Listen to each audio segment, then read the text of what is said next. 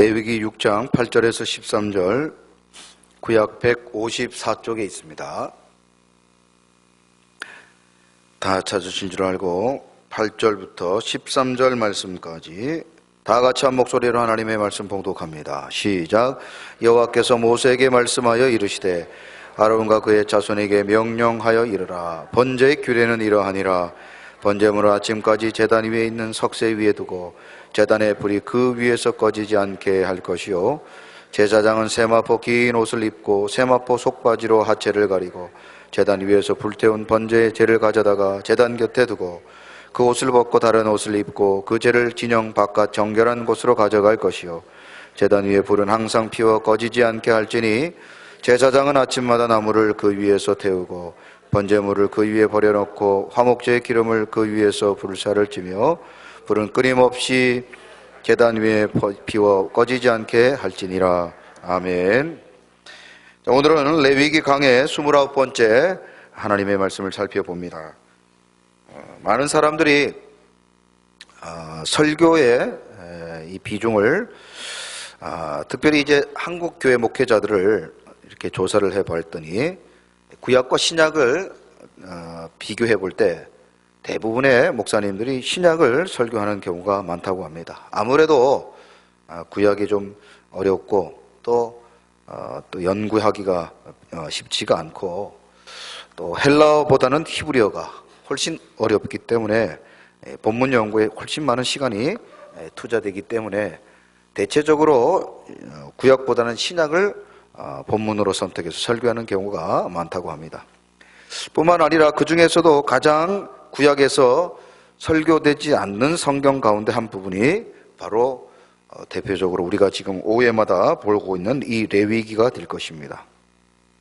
그만큼 어찌 보면 한국 강단에서 또 성도들로부터 이렇게 주목받지 못하고 홀대받고 있는 이 레위기를 우리가 주일 오후마다 살펴보는 이유는 그럼에도 불구하고 이렇게 많은 목회자들과 교회 성도들이 이 레위기의 중요성을 잘 깨닫지 못하고 또 레위기 안에서도 하나님이 주시는 그 풍성한 은혜가 있음에도 불구하고 그 보물을 캐내지 못하는 안타까움 때문에 주일 오후 시간에 말씀을 전하고 있는 것입니다. 그래서 여러분들이 이 레위기의 말씀을 보시면서 여러분들 가능하면 말씀을 읽고 또 묵상하시고 또 요즘에는 우리가 교회 홈페이지가 만들어졌기 때문에 들어가셔 보시면 이 오후 예배 설교도 그대로 이렇게 나옵니다. 혹시 잘 이해가 안 되신 분들은 한 번 더 들어보셔서 여러분의 신앙생활 또 하나님의 말씀에 대한 균형을 좀 갖췄으면 좋겠어요. 신약과 더불어 구약 중에서도 이 레위기의 말씀들을 묵상하고 이해하고 또 연구해서 하나님이 기뻐하는 궁극적으로는 레위기가 지향하고 있는 참된 예배자의 모습을 말씀을 통해서 날마다 깨달으시는 저와 여러분들이 되시기를 주님의 이름으로 축원드립니다. 자, 레위기는 하나님 앞에 좋은 예배자가 되는 방법을 소개하고 있습니다. 한번 따라해 보시죠. 레위기는 하나님 앞에 좋은 예배자가 되기 위한 지침서입니다. 네, 아멘. 자, 레위기를 우리가 깊이 연구하게 되면 구약의 그 5대 제사를 통해서 하나님께서 우리로 하여금 어떻게 예배하기를 원하시는지를 레위기를 통해서 말씀하고 계시다는 겁니다. 그래서 이 말씀들을 그저 어렵고 또 무관심하게 보지 마시고 오늘 우리의 예배 가운데 어떻게 우리가 예배를 드릴 것인가 그런 결심과 다짐의 시간을 가지시면서 이 레위기를 계속해서 공부해 주시기를 바랍니다. 자, 오늘은 먼저 10절, 11절 말씀을 먼저 스크린을 보시면서 읽어봅니다. 시작. 제사장은 세마포 긴 옷을 입고 세마포 속바지로 하체를 가리고 제단 위에 번제를 가져다가 제단 곁에 두고 그 옷을 벗고 다른 옷을 입고 그 재를 진영 바깥 정결한 곳으로 가져갈 것이요. 자, 한번 퀴즈를 내봅니다. 제가 지난주에 레위기 1장부터 6장 7절까지는 누구를 대상으로 기록됐다고 말씀을 드렸죠? 1장부터 6장 7절까지를 누구를 대상으로 기록됐다고 말씀을 드렸죠? 일반 이스라엘 백성들을 대상으로 기록되어졌다 그랬어요. 그죠? 그래서 6장 8절부터는 이제 누구를 위해서? 제사장, 왕 같은 제사장, 모든 직분자들에게 주는, 중직자들에게 주는 하나님의 말씀이다. 그래서 1장부터 6장 7절까지 이미 5대 제사를 다 언급했는데 다시 6장 8절부터 5대 제사가 또 나오게 됩니다. 물론 순서는 조금 달라요. 앞에서 소개되고 있는 제사, 5대 제사의 순서와 제사장들에게 소개하고 있는 5대 제사의 방법이 좀 다릅니다. 그것은 나중에 성경을 보시면서 알겠지만 이제 속건제 같은 경우 사람끼리 서로 행하는 제사, 즉 제사장의 비중이 좀 낮은 내용을 후반부로 돌려서 제사장의 이 역할이 큰 제사를 우선적으로 소개하다 보니 앞에 1장부터 6장 7절까지의 제사, 5대 제사의 순서와 제사장들에게 주고 있는 5가지 제사의 순서들이 조금 다릅니다. 자, 이렇게 일반 성도들과 또 제사장들에게 준 이 5대 제사의 규례가 조금 다르게 되고 관점이 다르게 됩니다. 지난번에도 말씀드렸던 것처럼 일반 성도들에게, 일반 백성들에게 주신 5대 제사는 총체적으로 하나님이 기뻐하시는 제사의 큰 틀에서 말씀을 드렸다면 5대 제사를 이제 제사장들이 어떻게 집례를 하고 또 개인적으로 어떤 준비를 해야 되는가를 성경이 말씀하고 있는 것입니다. 그런 측면에서 오늘 몇 가지 내용을 살펴보도록 합니다. 먼저 제사장은 제사를 드릴 때 번제단을 깨끗하게 관리할 책임이 있습니다. 자, 한번 따라해 보시죠. 번제단을 깨끗이 관리해야 합니다. 자, 우리가 지난주에 살펴보았던 것처럼 제사장은 제단에 무엇을 끄지 말아야 된다고 그랬죠? 불을 끄지 말라고 그랬어요. 오늘은 두 번째로 제단을 깨끗이 관리해야 된다라고 말씀을 드렸어요. 제단. 자, 여러분 상상을 한번 해보세요. 요즘에는 뭐 집에 다 가스보일러 또 기름보일러가 있기 때문에 이 뒤처리를 잘 하지 않아도 됩니다. 하지만 제가 이 시골에 살았을 때, 강원도 살았을 때는 연탄을 뗐어요. 연탄을 뗐는데 연탄을 이렇게 사용하다 보면은 뭐 한 며칠은 상관없는데 한 이틀, 3일 지나면 연탄에 뭐가 떨어져요? 재가 떨어져요. 재가 아궁 밑으로 떨어져요. 근데 이 아궁에 떨어진 재를 그대로 놔두면은 불구멍이 막혀가지고 아무리 불구멍을 최대 열어놔도 어떻습니까?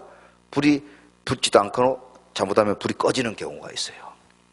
뭐 말인지 지금 알아들으시는지는 모르겠어요. 다들 그냥 기름보일러, 가스보일러만 쓰셔가지고 전혀 모르시는 것 같은데 이게 재가 떨어져요. 그래서 시간이 지나면 며칠 동안 이 연탄을 갈다가 나중에 뭘 긁어내요? 밑에 있는 재를 긁어내야 됩니다. 재를 긁어내요. 그런데 이게 재를 긁어내면 아시다시피 그냥 온 부엌에 그냥 그 연탄이 막 날려. 연탄 가루가, 재가루가 막 날립니다. 그러면은 막 머리가 허해져요. 머리카락이 허해져요. 그러면 이제 그걸 긁어가다가 저희 집 앞에 이렇게 밭이 있었는데 그 밭에다가 다 뿌리는 거예요. 밭에다.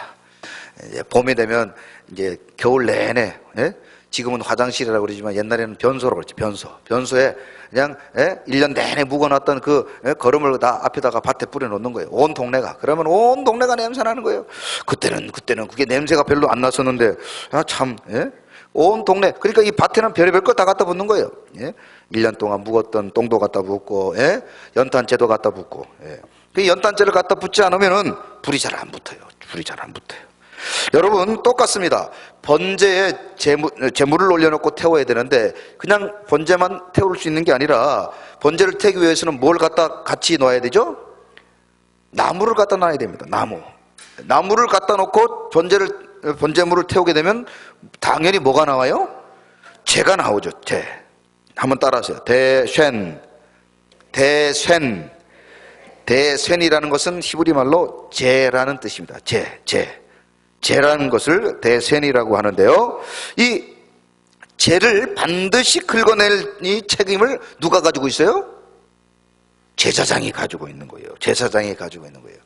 처음에는 보이지 않지만 시간이 지나면 차곡차곡 쌓여서 나중에 불구멍을 막고 제단에 불을 꺼지게 하고 그리고 그 재가 날려가지고 온 사람들의 머리에 옷에 달라붙게 하는 이 더러운 재를 누가 제거해야 될 책임이 있다고요? 제사장이 책임을 지고 그 죄를 치워야 된다는 것입니다. 여러분, 우리가 신앙생활을 할 때 참 우리 성도님들이 훌륭하게 신앙생활을 잘하셔서 참 저는 행복하지만, 안타깝게도 여러분 분명히 직분자임에도 불구하고 예배생활, 기도생활, 헌신, 봉사 안 하시는 분들을 보면 안타까움이 있어요. 그게 여러분 처음에는 모르지만 시간이 지나면 마치 재가 쌓여서 나중에 어떻게 해요? 기도도 막히고 예배도 막히고 결국에는 하나님이 주시는 축복도 막히는 그런 경우가 있을 수 있습니다. 그래서 조심스럽지만 성도들에게, 우리 중직자들에게 권면을 하는 경우가 있어요. 장로님, 권사님, 안수 집사님, 신앙생활 열심히 해주시기 바랍니다. 기도생활 열심히 해주세요. 예배생활 열심히 해주세요. 하나님 앞에 더 충성 봉사하십시오. 사명의 자리를 지키시기 바랍니다. 그러면 여러분 뭐라고 그래야 되죠? 5명만요? 그럼 뭐라고 그래야 됩니까? 아멘 해주셔야죠. 그거는 여러분 마치 여러분 재단에 쌓여있는 재처럼 하나님의 축복을 가로막는 보이지 않는 적입니다. 그런데 담임 목사가 이렇게 고민해서 여러분께 말씀을 드리면 아멘 하고, 목사님 죄송해요. 물론 저한테 죄송할 게 어디 있습니까? 하나님 앞에 죄송해요. 하나님 더 열심히 충성하고 봉사하고 사명 감당해야 되는데 목사님 마음 아프게 하고 하나님 마음 아프게 해서 죄송해요. 이러고 그냥 우리가 아멘하고 하면 끝나면 좋을 텐데, 내가 뭘 잘못했다고 막 이렇게 따져 물으면 됩니까? 안 됩니까? 네.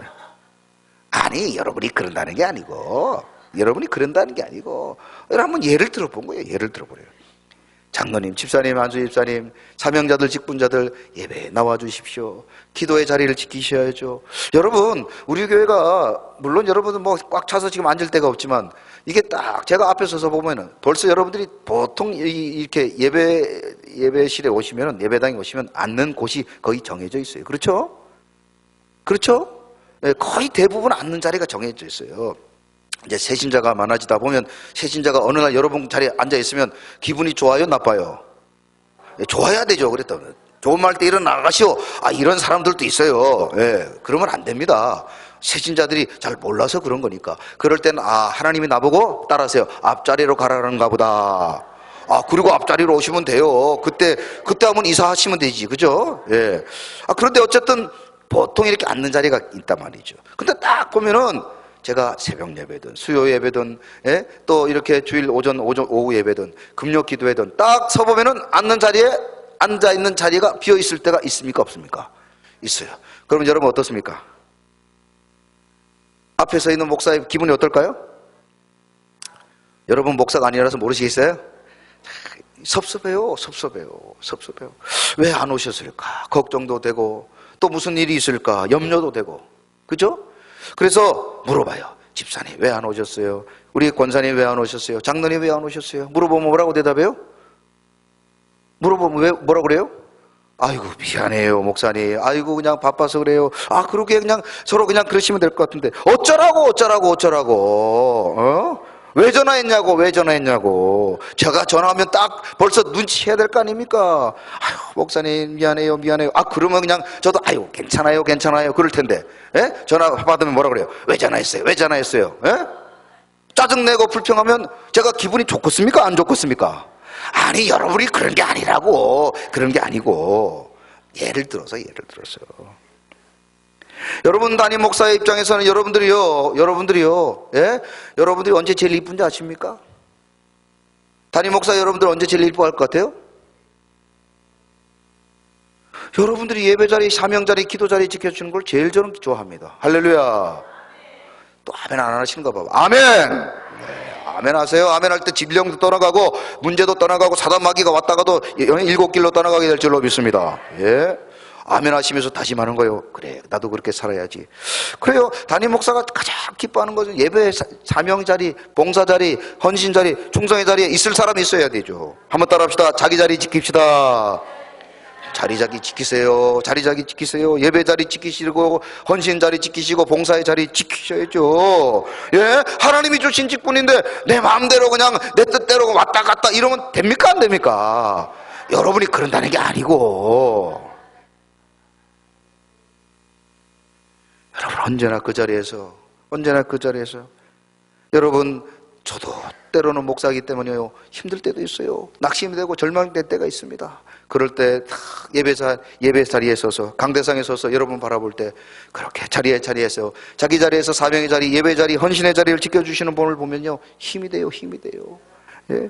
여러분, 우리 모두가 우리 인생과 삶의 축복을 가로막고 있는 이 재단의 재들이 쌓일 때마다 담임 목사 여러분들을 위해서 여러분들 애끓는 마음으로 여러분들에게 권면할 때, 여러분 비록 그 말이 여러분의 마음에 아프고 부담스럽다 할지라도 언제나 아멘 하시기를 주님의 이름으로 축원합니다. 죄를 치워야 불이 붙죠. 죄를 치워야. 죄가 가득 있는데 어떻게 여러분들 연탄이, 예? 불이 나고 불이 되고 방이 따뜻해지겠냐는 거예요. 우리 신앙에 여러분 죄가 있을 때마다 하나님 앞에 회개하고, 여러분 담임 목사가 여러분 앞에 권면할 때 여러분 하나님의 말씀으로 들으시고 순종하시고 아멘 하시기 바랍니다. 제가 보니까 예? 연탄 피울 때 보니까 보통 일주일에 한두 번은 죄를 치워야 돼요. 그 깜빡 잊고 죄를 안 치워놓으면 분명히 저녁에 잘 때 불 갈아놨는데 아침 되면 불이 꺼져버리는 거예요. 여러분 콩나물 키워보셨습니까? 콩나물, 콩시루. 예? 저는요 참 별의별 걸 다 해봤어요. 옛날에 군생활 할 때 자취 뭐 할 게 없으니까 장가도 안 가고 할 일이 없으니까 집에다가 시장에 가가지고 콩시루를 사다가, 예? 거기다가 콩을 넣고 물을 줘봤어요. 이게 진짜 자라나 안 자라나 어떻게 됐을까 여러분? 잘하더라고요. 처음에는 물을 붓는데 물이 어때요? 줄줄줄줄 다 새버려요. 이래가지고 콩나물이 자라겠나. 그런데 일주일 되니까 콩나물이 쑥쑥 자라는 거예요. 혼자 사는데 콩나물이 쑥쑥 자라니까 이거는 그냥 아침에도 콩나물, 점심에도 콩나물, 저녁에도 콩나물, 예? 야식도 콩나물이 자라기 시작하니까 감당을 못 하겠더라고요. 여러분 죄도 마찬가지입니다. 죄도 마찬가지예요. 우리가 생각지 않았지만 죄가 한번 우리 속에 들어오고, 여러분 날마다 한번, 예? 선악과를 선택하기 시작하면 감당을 못합니다. 감당을 못해요. 목사도 감당을 못하고 장로님, 권사님, 안수집사님도 감당을 못합니다. 우리 속에 죄가요 마치 여러분들 고구마 순처럼 들어올리기 시작하면 막 줄줄이 따라오는 것처럼.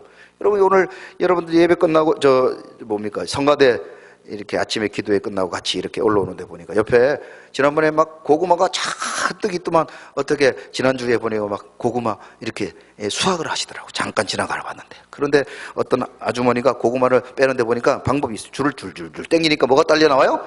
고구마가 줄줄줄줄 딸려 나와요. 줄줄줄 딸려 나와요. 죄가 딱 그렇습니다. 죄가 딱 그래요. 우리 마음속에 선악과가 한번 들어오기 시작하고 하나님 앞에 한번 불순종하고 기도생활, 예배생활, 헌신생활, 봉사생활, 사명의 자리에 한번 딱 떠나면요 사단이 좋다 그러고는 그 빈자리에 들어와 또아리를 타고 차고 있는 거예요. 여러분 언제나 성령의 충만함을 받아서 사명의 자리, 기도의 자리, 예배의 자리, 축복의 자리 빼앗기지 마시기를 주님의 이름으로 축원합니다. 하나님이 주신 축복의 촛대를 왜 빼앗깁니까? 붙들고 살아야죠.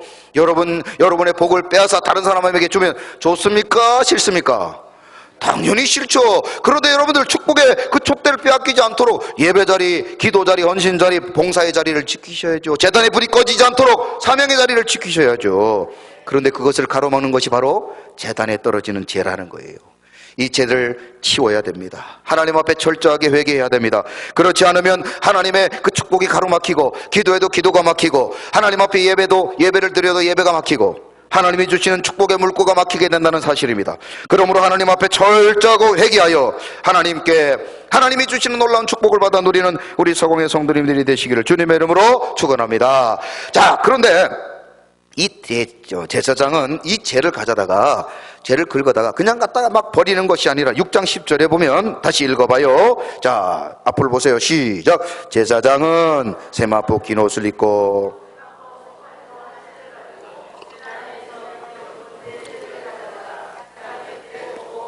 자, 죄를 가져다가 그냥 제가 아까 말씀드렸던 그 시골에 있는 집처럼 그냥 앞에다 밭에다 그냥 아무 데다 뿌리면 됩니까? 안 됩니까? 안 됩니다. 왜냐하면 이 죄도 비록 죄이지만 이 죄는 방금 하나님께 뭐 했던 거죠? 번제로 드렸던 것들의 이 마지막 흔적입니다. 그래서 이 죄를 어떻게 관리해야 돼요? 어떻게 관리를 해야 돼요? 제단 곁에 두라 그랬어요. 제단. 구체적으로 이 제단이 어디냐? 자, 레위기 4장 12절 한번 가봅니다. 시작. 똥.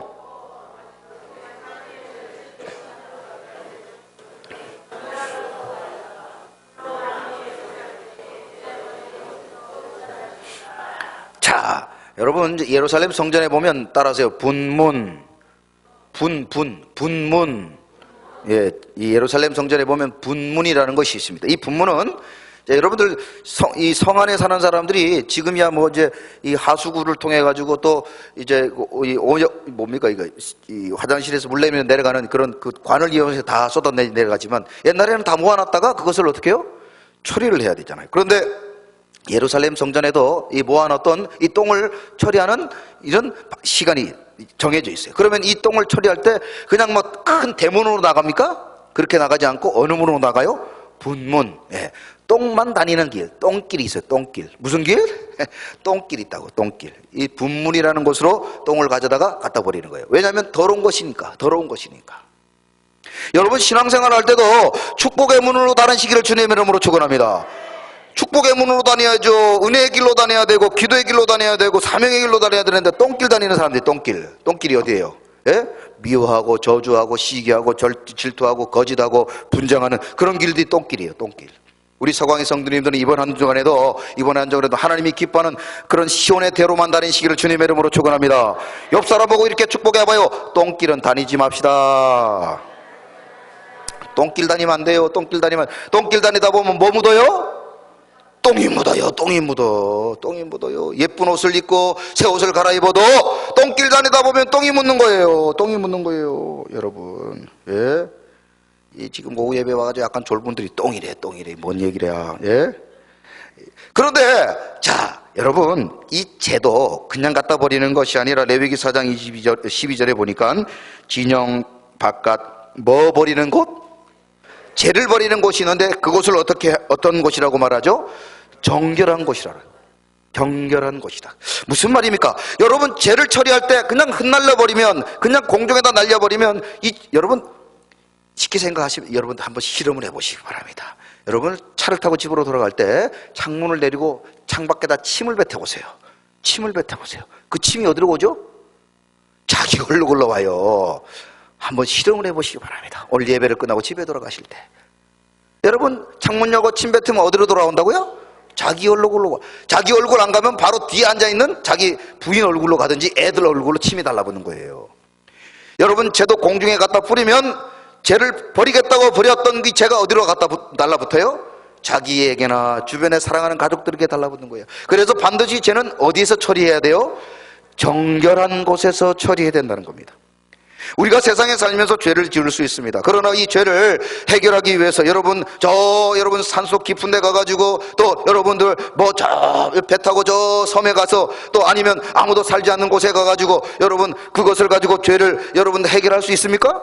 천만의 말씀이에요. 정결한 곳, 오늘 이 땅에 하나님 가장 거룩하고 소중한 곳, 아름다운 곳으로 하나님이 교회를 허락해 주신 줄로 믿습니다.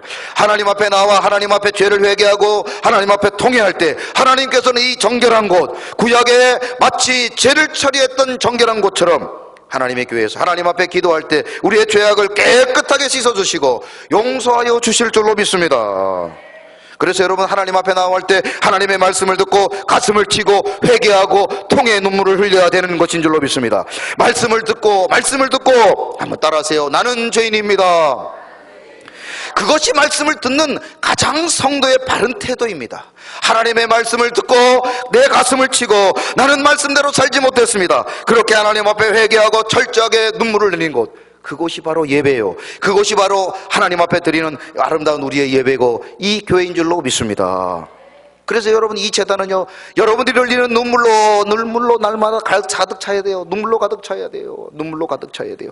이것은 우리의 죄를 하나님 앞에 해결하고 내어놓고 씻고 용서함을 받고 여러분들 사죄함을 받는 곳인 줄로 믿습니다.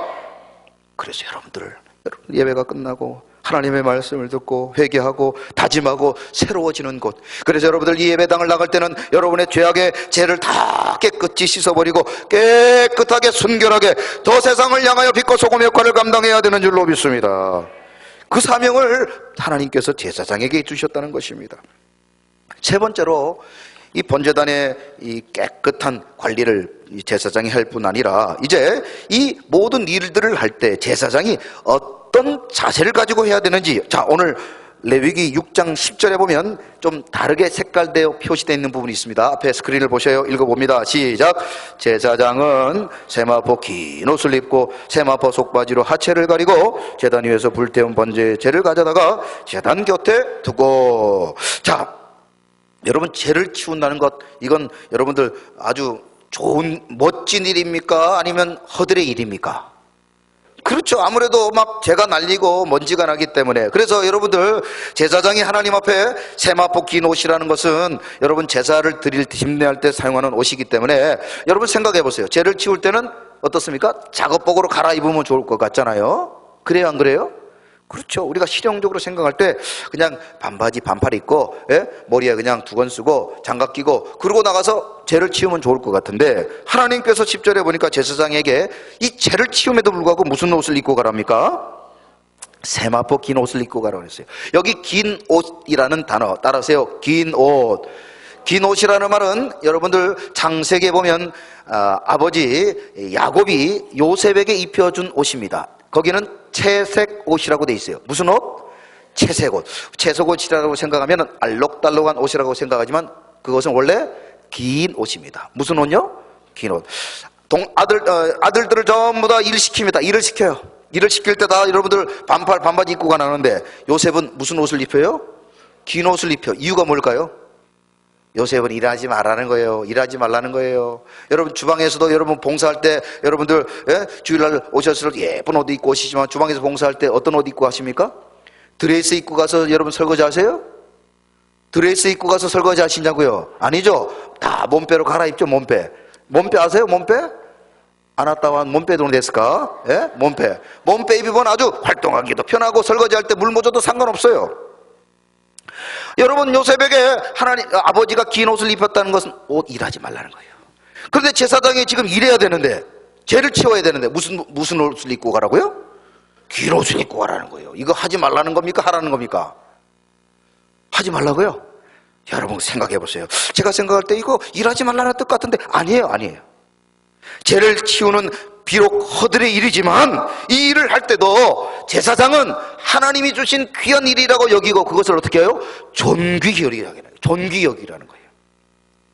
여러분 아실지는 모르겠는데 제가 보니까 제가 여러분들 착해 보입니까? 안 착해 보입니까? 옛말에 눈에는 뭐가 보인다고 그랬어요? 다시 물어봐요. 여러분 제가 착해 보여요? 안 착해 보여요? 예, 여러분이 다 착하신 것 같아요. 그런데 부교육자들은 저를 무서워해요. 제가 부교육자들한테 이런 얘기를 해요. 새벽 예배를 올 때도 양복을 입고 넥타이를 메고 와라 그래요. 새벽 예배를 올 때도 넥타이를 메고 양복 입고 와라. 어떤 교육자 그런 얘기를 해요. 아니 목사님, 새벽에는 보는 사람도 없고 그냥 차량 운행만 하는데 그냥 옷 입고 오면 안 됩니까? 예? 옷 입고 오면 안 됩니까? 저는 그렇게 생각하지 않아요. 비록 새벽에 차량을 운행하는 일을 할지라도 그 일은 어떤 일입니까? 하나님의 일이에요. 그래서 부교육자가 여러분 넥타이를 메고 양복을 입고 와서 사명을 감당하고 성도들을 섬겨야 된다고 해서 그렇게 양복을 입고 넥타이를 메고 오라고 그랬어요. 그랬더니 어떤 사람은 싫대요. 그래서 자기는 그렇게 안 했다는 거예요. 그렇게 안 했지만 우리 교회에서는 그렇게 하라 그랬어요. 저는 그렇게 하라 그랬어요. 여러분 이해하시기 바랍니다. 저는 그렇게 생각해요. 우리가 하나님의 일을 위해서는 직분을 감당하고 사명을 감당할 때는 여러분들 언제나 그런 마음으로 주님의 일을 감당해야 되는 줄로 믿습니다. 오늘도 이곳에 앉아 계신 분들 가운데 참 감사하게도 우리 서강의 성도님들은 신앙훈련, 믿음훈련 잘 받으셔서 한 분도 몸 빼고 계신 분이 한 분도 없어요. 얼마나 감사해요. 어떤 교회 가면 몸빼 입고 요거 입고 그냥 양말을 양말이란다. 이제 샌들을 신고 오고 발가락이 다 나오는 샌들을 남자분들이 신고 와가지고 슬리퍼를 신고 오신 분들도 있고 말이에요. 우리 교회는 절대로 안 그러고 그러죠. 예? 그냥 머리에 그냥 새집을 지어갖고 오기도 하고 말입니다. 예? 아니 친구 만나러 갈 때는 그렇게 안 하면서 어떻게 예배 오면서 그렇게 합니까? 우리 서강의 성도님들 한번 보세요. 옆 사람 보세요. 이렇게 말해봅니다. 청와대 가셔도 됩니다. 이 청와대 복장으로 오셔야 돼요. 한번 따라하세요. 청와대 복장으로 옵시다. 여러분들이 만약에 청와대에 초청을 받았어요. 이렇게 입고 가시겠습니까? 대답해 보세요. 이렇게 입고 가실 겁니까? 저는 이렇게 입고 갈 거예요. 이렇게 입고 갈 거예요. 저는 이렇게 입고 갈 거예요. 저는 어릴 때부터 그렇게 배웠어요. 주일날은 반드시 목욕하고 세수하고 새 옷 갈아입고 새 옷이라게 뭐다는 비싼 새 옷을 입는 게 아니라 깨끗하게 단장해서 입고. 그래서 여러분 그런 거 못 느끼셨습니까? 평일날은 좀 목사님 옆에 지나가면 좀 이상한 냄새가 나는데 주일날은 좀 좋은 냄새 안 나시던가요? 예? 나요 안 나요? 나요. 저는 그렇게 생각해요. 수요일 날도 그렇고 금요기도에도 그렇고 항상 저는 설교가 있는 날에는 항상 목욕제기 합니다. 목욕제기를 다 하고 설교 준비해요. 여러분들도 그렇게 하시죠? 그러셔야 돼요. 우리의 마음이 여러분들 하나님을 향하고 하나님 앞에 우리의 최고의 것을 드리고, 따라하세요. 최고의 것과 최상의 법칙. 여러분 5대 제사를 때 계속해서 반복했던 것이 뭡니까? 하나님 앞에는 어떤 걸 드려야 돼요? 최고의 것과 최상의 것. 우리가 항상 최고의 것을 드릴 수는 없어요. 그러나 하나님 앞에 어떤 걸 드려요? 최상의 것을 드리는 거예요. 최상의 것을. 그래서 여러분은 가능하면 토요일날 일찍 주무시기 바랍니다. 여러분의 컨디션을 최고로 만들어서 주일날 주님의 교회에 와서 봉사하시기 바랍니다. 일주일 내내 그냥 세상에서 놀다 지쳐가지고 주일 나와가지고 예배 시간 모두 졸고 그냥 끝나고 졸고 밥 먹고 졸고 안 됩니다. 여러분, 아무리 여러분들 세상에서 열심히 살아도 토요일날 밤에는 일찍 주무시고, 여러분들 좋은 것 먹고, 여러분 그냥 물도 많이 드시고, 홍삼, 삼산 다 토요일날 드시고, 주일날은 활기차게 주님의 영광을 위해 최상의 것으로 하나님께 드시기 바랍니다. 여러분 죄송하지만요, 지금 여러분의 상태 같은 이 양들이나 소는 잡아 드릴 수가 없어요. 여러분 시장에 가서 여러분 동태 살 때 어떤 동태 삽니까? 눈을 딱 보면 어떤 동태입니까? 반질 해야지요. 그거 사와야 됩니다. 동태 눈이 힐끼리한 거 갖다가 삶아 놓으면요, 여러분도 국에서 냄새가 나요. 우리가 하나님 앞에 예배 드릴 때 최상의 상태로 여러분들 우리의 마음도 우리의 몸도 우리의 여러분들 최고의 것들을 하나님 앞에 언제나 드려서, 최상의 것들을 언제나 드려서 하나님이 기뻐 받으시는 아름다운 산제물이 되시기를 주님의 이름으로 축원합니다. 비록 죄를 치우는 허들의 일이지만 제사장은요 세마포 긴 옷을 입습니다. 뿐만 아니라 거기 속바지까지 입어요. 속바지, 뭐 바지? 속바지까지 입어요. 여기 속바지라는 단어는 히브리 말로, 따라하세요, 카나스는 이렇게 모으다, 모집하다 이런 뜻입니다. 무슨 뜻입니까? 여러분, 이 제사장은 속이 뻥 뚫려 있는 옷을 입는 것이 아니고, 속에 옛날에는 여러분들 이 유대인들이 보면 원피스 같은 걸 입고 다녔어요. 속옷을 거의 안 입고 다녔습니다. 그러나 제사장들은 반드시 무엇을 입고 가라고요? 속바지를 입고 다니라는 거예요. 속바지 입고 다니라는 거예요. 여러분, 우리 어르신들이 한복을 입을 때 안에 꼭 뭘 입었죠? 속바지를 입잖아요. 속바지. 안 입습니까, 여러분들은? 그냥 시원하게 그냥 다니세요? 속바지 입잖아요. 그게 왜 그래요? 혹시 여러분들 이렇게 속에 보일까 봐, 모습이 보일까 봐. 속바지를 입고 다녀야지. 그런데 제사장이 뭘 입고 다녀요? 속바지를 입고 다니라는 거예요. 여러분, 이유가 뭘까요? 자, 출애굽기 20장 26절 읽어봅니다. 시작. 너는 층계로 내 제단에 오르지 말라. 내 하체가 그 위에서 드러날까 믿으라. 옛날 시골 살 때 저는요, 강원도 대배시 동점동 삼통 3번 155번지 시골 출신. 방태골이라고 들어보셨습니까? 방태골? 처음 들어보셨죠? 제가 살던 아주 시골에 있던 조그마한 개울인데, 이 개울가에는 애들이 여름에는 바글바글 합니다. 그런데 여러분, 물놀이 오는 애들은 특징이 있어요. 뭘 안 입고 와요? 속옷을 안 입고 와요. 입을 필요가 없어요. 그냥 들어갔다 나옵니다. 그러면 그냥 이 바지가 축 몸에 달라붙어가지고 덜덜 떨다가 집에 좀 가면 이제 다 말라가지고 속옷을 안 입고 다녀요. 그렇지만 여러분, 그렇게 속옷을 안 입고 다니는 애들도 여러분 입학식 때는 뭘 입고 가요? 속옷을 입고 가요. 속옷을 딱 차려서 입고 갑니다. 하나님께서 제사장의 임무를 감당하는 제사장, 허들의 일이라고 볼 수 있는 죄를 치우는 일을 하고 있는 제사장에게 뭐 입고 가라고요? 속바지 입고 가라는 거예요. 그 더워 죽겠는데 먼지 풀풀 날리는 죄 치우는 일인데 속바지 입고 가라는 거예요. 여러분, 우리가 신앙생활을 할 때 여러분들 너무 편한 신앙생활만 하지 마시기 바랍니다. 여러분 편하게 우아하게만 신앙생활 한다고 생각하시면 안 됩니다. 하나님 앞에 언제나 헌신하고 충성하고 봉사하고 때로는 힘들고 어려워도 여러분들 언제나 아멘 하시기를 주님의 이름으로 축원합니다. 하나님을 할 때는요 법칙과 원칙이 있는 거예요. 내 마음대로 내 경험대로 하는 것이 아닙니다. 방법이 있고 그리고 절차가 있는 거예요. 절차가 있는 겁니다. 여러분 교회 안에도 규정이 있어요. 원칙이 있어요. 그것이 여러분들 생각할 때 내 마음에 잘 안 들고 뭐 이렇게 할 필요가 있을까? 여러분 그러나 그것이 교회가 원하는 것이고 하나님이 원하시는 것이라면 여러분 순종하시고 따르시기를 바랍니다. 로마서 6장 19절도 한번 읽어볼까요? 시작. 너희 육신이 연약함으로 내가 사람의 이해대로 말하노니 전에 너희가 너희 지체를 부정과 불법에 나누어 물법에 이른 것 같이 이제 너희 지체를 의에게 종으로 내어 주어 거룩함에 이르라. 아멘. 다같이 따라하세요. 아멘. 그렇습니다. 여러분 제사장이 사명을 감당할 때는 언제나 거룩하고 또 귀한 사명을 감당하기 위해서 자신의 모습을 돌아보고 하나님이 기뻐하는 그 원칙과 질서에 따라서 하나님의 일을 감당해야 되는 겁니다. 한번 따라합시다. 하나님은 질서의 하나님이십니다. 그래요. 혼란하고 그냥 내 마음대로 내 뜻대로 내 고집대로 하는 것이 아닙니다. 언제나 하나님께서는 질서의 하나님이시기 때문에 교회 안에서도 여러분 순종하시고 언제나 따르시고 이해하고 배려하고 서로를 더 나보다 나았게 여기는 그런 우리 서광의 성도님들이 되어야 될 줄로 믿습니다. 우리가 하나님의 일을 할 때 여러분 내 하체가 드러난다는 말이 뭡니까? 우리의 부끄러움이 있어요. 연약함이 있어요. 내 속에는 때로는 분노가 있고 어떤 사람은 성질이 급한 사람이 있고 어떤 사람들은 게으른 사람이 있고 어떤 사람들은 자기 마음대로 하는 사람들이 있습니다. 그러나 그런 것들이 어떻게 해요? 하나님의 영광을 위해서는 원래 내 성격이 그래요. 그거는 여러분 안 됩니다. 원래 나는 그렇게 생겨 먹었어요. 그거 안 됩니다 여러분. 언제나 하나님 앞에 절제하고 통제하고 자기를 잘 관리하시기를 주님의 이름으로 축원합니다.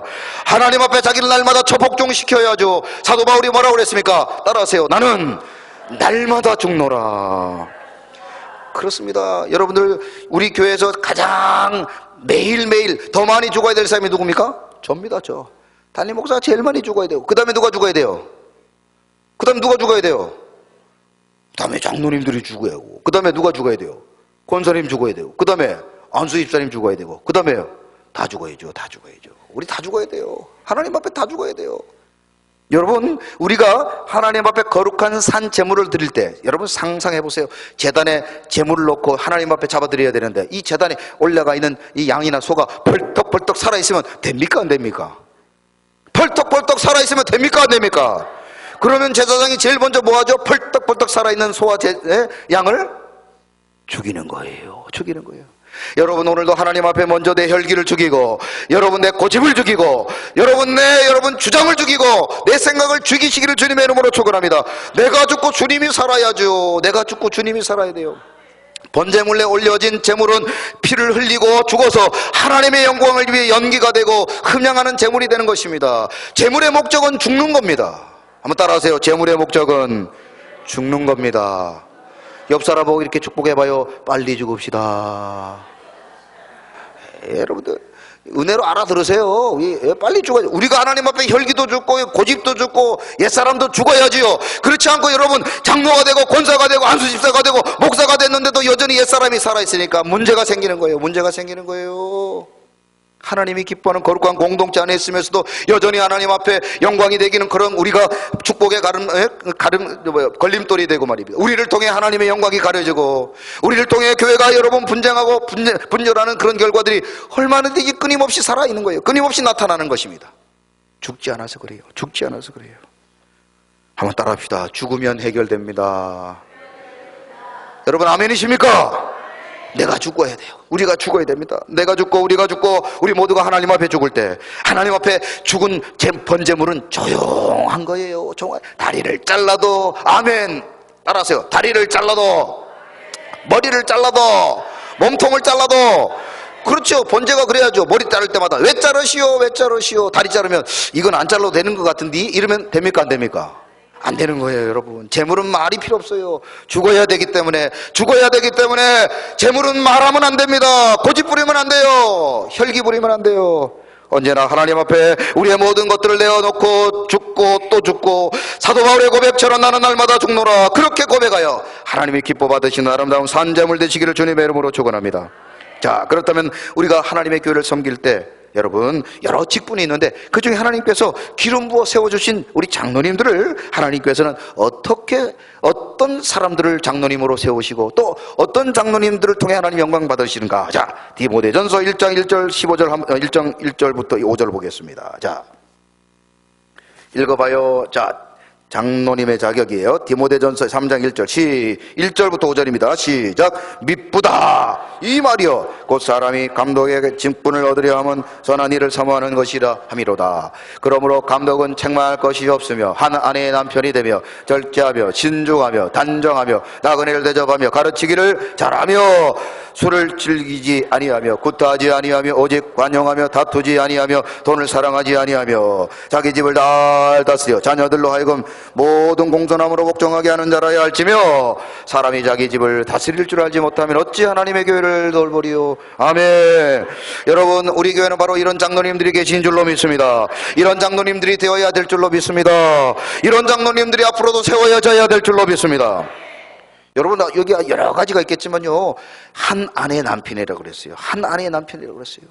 여러분, 다른 교회는 몰라도 우리 교회는 절대로 동성애 인정하지 않습니다. 예? 절대로 인정하지 않아요. 예? 장로님이 자기 부인이라고 데려왔는데 또 어떤 남자를 데려온다. 그런 분들은 절대로 장로님이 되면 안 됩니다.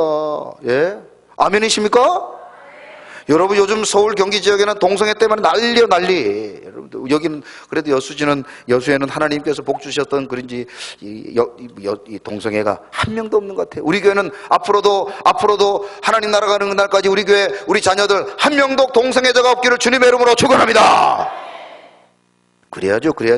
하나님 앞에 흠 없는 자가 되고 하나님 앞에 언제나 자기를 쳐서 복종시키고 술을 즐겨하지 아니하고 구타하지 아니하고 가정을 잘 돌보고 자녀들을 믿음으로 잘 양육하는 분, 그런 분들이 장로님이 되고 장로님으로서의 사명을 감당하고 그런 분들을 우리가 마땅히 존경해야 될 줄로 믿습니다. 할렐루야. 그렇습니다. 그것은 마치 하체를 가리기 위해 속바지를 입는 것처럼, 허들의 일이지만 긴 옷을 입는 것처럼 언제나 자기를 절제하고 언제나 말씀에 순종하는 자가 마땅히 존경받아야 되는 줄로 믿습니다. 뿐만 아니라 하나님께서 세우신 여러 직분 가운데 안수 집사님들이 계셔요. 성경에 보면 그냥 집사라고 되어 있지만 이들은 항존직 집사, 안수 집사를 의미하는데요. 자, 디모데전서 1장 8절 10절 우리 안수 집사님들이 한번 주목해서 읽어보시기 바랍니다. 시작. 이와 같이 집사들도 정중하고 일구에는 하지 아니하고 술에 임박하지 아니하고 더러운 일을 탐하지 아니하고 깨끗한 양심의 믿음의 비밀을 가진 자라야 할지니. 할렐루야. 이에 이 사람들을 먼저 시험하여 보고 그 위에 책망할 것이 없으면, 할렐루야. 여러분, 우리 사랑하는 안수 집사님들 가운데 혹시 아직도 술 드시고 계신 분들이 있다면 오늘로 여러분 끊으시기 바랍니다. 끊어야죠. 여러분들 술 끊으시기 바랍니다. 술도 끊고 담배도 끊고 악한 것들을 다 끊고 언제나 하나님 앞에 거룩한 사명을 감당하시기를 주님의 이름으로 축원합니다. 긴 옷을 입고 속바지를 입어야 돼요. 쾌락을 쫓아 살고 세상 유혹을 따라 살면 안 됩니다. 제가 여러분 매번 말씀드리지만 여러분 오후 예배 끝나고 오전에도 예배 드리고 오후에도 예배 드리고 설교하고 힘들었다. 그리고 집에 가면서 제가 여러분 만약에 집에 가면서 담배 피면서 오늘 하루 참 힘들었다. 그리고 여러분 집에 가면 멋있습니까? 시험 듭니까?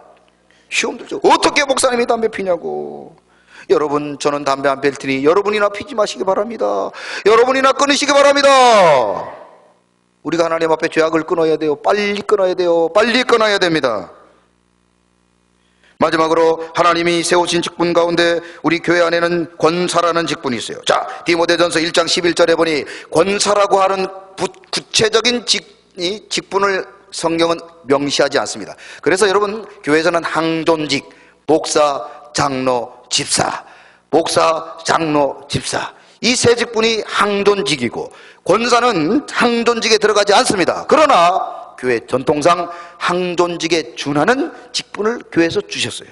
그래서 이 권사님들도 항존직, 목사, 장로, 목사, 집사, 장로. 아까 제가 그렇게 말씀드렸죠? 자, 목사, 장로, 집사. 다시 따라해봐요. 목사, 장로, 집사. 예, 이렇게. 예. 이 세 직분을 뭐라고 부른다고요? 항존지. 그런데 한국 교회는 거기다가 하나를 더 추가했는데 뭐예요? 권사. 그거는 항존직에 준할 정도로 중요하다, 안 중요하다? 중요하다는 거예요. 그래서 디모데전서 1장 11절에는 우리 권사님들에게 이런 삶을 살 것을 말씀합니다. 시작. 여자들도 이와 같이 정숙하고 모함하지 아니하며 절제하며 모든 일에 충성된 자라 할지니라. 할렐루야. 여러분들 오늘 이 말씀을 그냥 흘려들으지 마시고 하나님께서 내게 주셨던 그 직분에 내가 지금 부합하며 살아가고 있는지, 내가 이 직분에 정말 합당하게 살아가고 있는지 돌아보시기를 주님의 이름으로 축원합니다. 정숙해야죠. 모함하지 않아야죠. 예? 언제나 여러분들 순결하고 정직하고 하나님이 기뻐하는 그런 삶을 살아가야 되는 줄로 믿습니다. 오늘 새벽에 하나님이 주신 말씀을 보니까 사무엘상 25장의 말씀이에요. 아비가일이 남편 나발이라는 사람, 나발 여러분 그러니까 한국말하고 비슷해요. 나발 입을 잘못 놀려가지고 다윗에게 죽을 뻔했어요. 그때 누가 지혜로운 여인 누가? 아비가일이 그 분노했던 다윗의 마음을 잠재워주고, 그리고 그 가정에 일어나게 될 그 무서운 이 잔혹한 그 살인과 복수를 막게 되었어요. 그래서 그 지혜로운 여인 때문에 그 가정이 복을 받고 결국 나발은 죽고 결국 이 아비가일은 이스라엘의 2대 왕 다윗의 왕이 되는 왕의 왕비가 되는 그런 복을 받았잖아요. 저는 오늘 이 말씀을 보면서 그런 생각을 해봤어요. 한번 따라합시다. 우리 교회 권사님들도 아비가일 되게 하여 주옵소서. 우리 권사님들도 아비가일 돼야죠. 아비가일이 돼야 돼요. 나발이 되면 안 됩니다. 하나님 앞에 언제나 우리 권사님들 여러분들 언제나 아비가일처럼 지혜롭고, 여러분이 가는 곳마다 평화가 있고 하나가 되고, 여러분 언제나 생명나무 선택하는 그런 권사님들이 되시기를 주님의 이름으로 축원합니다. 따라하세요. 긴 옷을 입고 속바지를 입으세요. 그겁니다. 여러분, 우리가 하나님 앞에 하나님의 사명을 감당할 때 언제나 이 의식을 가지고 언제나 하나님이 기뻐하는 거룩한 사명을 감지기 위해 저도 여러분들도 모두가 직분에 합당한 삶을 살기 위해 날마다 나 자신을 죽이고, 그리고 주님만을 높여드리는 그런 우리 소강의 모든 성도님들이 다 되시기를 주님의 이름으로 축원합니다.